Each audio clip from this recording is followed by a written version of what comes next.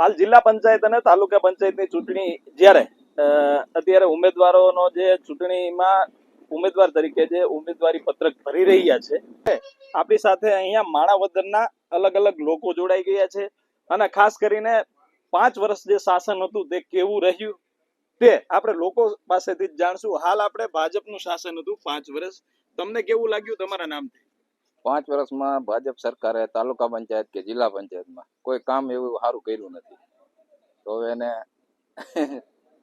આમ જોવા જઈએ તો રોડ પાણી કામ હોય તે થયા છે નહીં, કોઈ કામ નથી થયા હારા. અને હવે તમે કેવા ઉમેદવાર ઈચ્છો છો? હવે અમે હારી કોઈ ઉમેદવાર આમ આદમી પાર્ટી આવી જાય તો બરોબર છે, તો સારા કામ થાય. અને તમે કેવા ઉમેદવારને મત આપશો? અમે તો સામાન્ય પ્રજાને જે ફાયદો થાય એવી પાર્ટીને ઈચ્છીએ છીએ કે ખેડૂતોને એના ટેકાના ભાવ મળે, આ ટેકામાં જે ભ્રષ્ટાચાર થાય છે એ ન બંધ થાય એવા સારા ઉમેદવારને ઈચ્છીએ છીએ. અને હાલ એવા કયા કામ છે જે નથી થયા અને એવા કયા કામ છે? રોડ, રસ્તા, સ્ટ્રીટ લાઇટ, શિક્ષણ, રોજગાર, ઘણા મુદ્દા એવા છે કે હજી કઈ થયું જ નથી એના ઉપર. એમ માણાવદરમાં શું ખૂટે છે?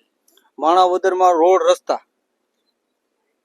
અને તમે હાલ કેવું ઈચ્છો છો, શું થવું જોઈએ? સામાન્ય પ્રજાને રોજગાર મળવો જોઈએ, રોડ રસ્તાનો વ્યવસ્થિત મળવા જોઈએ. અત્યારે તમે સિનેમા શોપમાં જાઓ તો કોઈ દિવસ તમે સારો રસ્તો નહીં જોવા મળે ત્યાં. આજથી 10 વર્ષ ત્યાં તો એમ છે ને 10 વર્ષ ત્યાં બીજેપી નું શાસન છે તો કામ નથી થતું. હા, એક હતું શાસન હોવા છતાં કોઈ કામ થયા નથી. એવી જ રીતે આપણી સાથે બીજા એક અહીંના યુવાન જોડાઈ ગયા છે. તમે શું કહેશો, તમને શું લાગે છે કેવું શાસન હોવું જોઈએ, કેવો ઉમેદવાર હોવો જોઈએ કે તમારા કામ કરી શકે? ઉમેદવાર સિમ્પલ ને સાદો ને શિક્ષણ વાળો ઉમેદવાર હોવો જોઈએ, જે શિક્ષિત ઉમેદવાર હોવો જોઈએ. મારું કહેવાનું એ છે.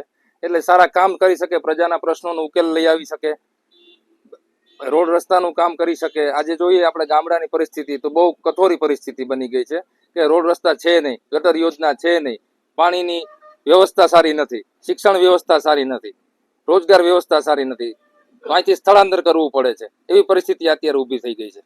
હાલ જે આપણે જોવા જઈએ તો હમણાં પૂરની પરિસ્થિતિ, પૂરના હિસાબે આપણે અહીંયા પૂર પણ આવ્યું હતું અને એક જ દિવસમાં 16 ઇંચ વરસાદ આવ્યો હતો. ખેડૂતોને કેવી મુશ્કેલી પડે? ખેડૂતોને અતિ મુશ્કેલી પડે છે. હું તો ખેડૂત નથી, પણ ખેડૂત મારા ભાઈબંધો છે, મિત્રો છે, મારા સગાવાલા છે, એટલે એ લોકો વાત કરતા હોય કે બહુ મુશ્કેલી પડે છે ને ટેકાના ભાવ નથી મળતા.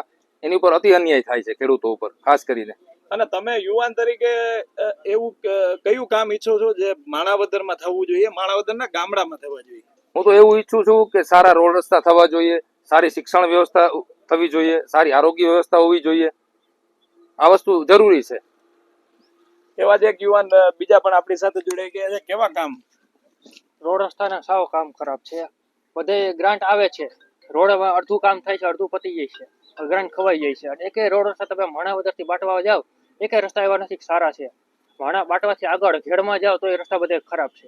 સર, એટલા વર્ષમાં અહીંયા કામ થયું છે, 5 વર્ષમાં નથી રોડ રસ્તાના કામ થયા. બધી ગ્રાન્ટ આવે છે, પાસ થાય છે, પછી ખવાઈ જાય, નીચે ઉપરથી નીચે પૂગે તો ખવાઈ જાય છે. રોડ રસ્તાના કઈ કામ ચાલુ થયા નથી. બાટવાથી માણાવદર જાઓ તો એ રસ્તા ખરાબ છે, બાટવાથી આગળ જાઓ ઘેડમાં તો એને રસ્તા ખરાબ છે, બધે પૈસા ખવાઈ જાય છે. અને બીજું ડોક્યુમેન્ટમાં એટલું મુશ્કેલ થાય છે કે જરા કઈ ભૂલ હોય તો ચલાવી નથી લેતા. એક એનું સારું થાય. અને ખેડૂતોને કહેવાય નુકસાન કઈ થાય તેનું જોવે. ખેડૂતો હમણાં ઘણું નુકસાન થયું છે. બીજી વસ્તુ છે, 5 વર્ષ થયા બીજેપી નું શાસન છે, કેવા સારા એવા ક્યાં કામ થયા? સારા એવા એકે કામ નથી થયા. બધે રોડ રસ્તા, પેલું રોડ રસ્તા, બીજું પાણીનું ગટારની વ્યવસ્થા નથી થઈ. બધે રોડ રસ્તા એકે વસ્તુ થયું જ નથી. તમે શું ઈચ્છો છો? સારી સરકાર આવે, સારું કામ થાય, માણસને બધે સારું રહે, બધે ડોક્યુમેન્ટમાં સારું રહે એવું. એવા જ એક બીજા મિત્ર આપણી સાથે જોડાઈ ગયા છે. આમ જોવા જઈએ તો શાસન બીજેપી નું તો છે, એમાં ઘણા લોકો કહે છે કે સારું કામ થયું છે. તમને લાગે છે? સાહેબ, સારું કે ખરાબ એ પ્રશ્ન નથી, પણ પ્રશ્ન એ છે અત્યારે કે તમારી સામે અત્યારે દેખાય છે કે 20 થી 25 કરોડ રૂપિયા રિવરફ્રન્ટ ની અંદર ઇન્વેસ્ટ કર્યા છે, બરાબર? તો તમે નાઇટ વ્યૂમાં આવજો, જે દેખાડ્યું છે એ પ્રમાણે હકીકતમાં અહીંયા છે થાય છે. તમે એક વખત એ વસ્તુ મૂકજો. પ્લસ 20 થી 25 કરોડ રૂપિયા અહીંયા ઇન્વેસ્ટ કરે છે, એના કરતાં સારી શાળા, સારી કોલેજ અહીંયા ડેવલપ કરી શકતા હતા. જે અત્યારે ગ્રામ્ય વિસ્તારની અંદર શાળાઓ બંધ થાય છે એનું એક જ કારણ છે કે ત્યાંનું શિક્ષણ સારું નથી. તો એવી બી એ વસ્તુ ત્યાં ડેવલપ કરી શકે છે. પણ હવે આમાં આપણે કોઈ પક્ષ બાબતથી કોઈ વાત નથી કરતા, પણ અમે એવી ઈચ્છા અપેક્ષા રાખીએ છીએ કે કોઈ સારા ઉમેદવાર આવે અને સારું કામકાજ કરે, કે પોતાના ખીચા ભરવા કરતા થોડુંક પબ્લિકની સેવા કરે. હાલ ધારાસભ્ય પણ તમારા હા, અહીંના ભાજપના, તાલુકા પંચાયત પણ ભાજપની, જિલ્લા પંચાયત પણ ભાજપની, એમ છતાં કામ નથી થતા. સાહેબ નથી થતા. તમે જોવો છો ને બધી વસ્તુ. સાહેબ, ખેડૂતોનો પ્રશ્ન તમે હરેક ઘરે જઈને ખેડૂતોને પૂછો, તમને શું એનો જવાબ આવે એ તમે પબ્લિકની સામે રાખો બધી વસ્તુ. હકીકતમાં હું બોલીશ એ કોઈ વસ્તુ નથી, પણ હકીકતમાં તમે ખેડૂતોને આ વસ્તુ પૂછો ને સાહેબ, તો ઈ એની અંદરની જે ભડાસ બારે કાઢશે ને ઈ તમને ખબર પડશે. અત્યારે હરેક ખેડૂત મરી મરીને જીવે છે, એના જેવી હાલત છે સાહેબ.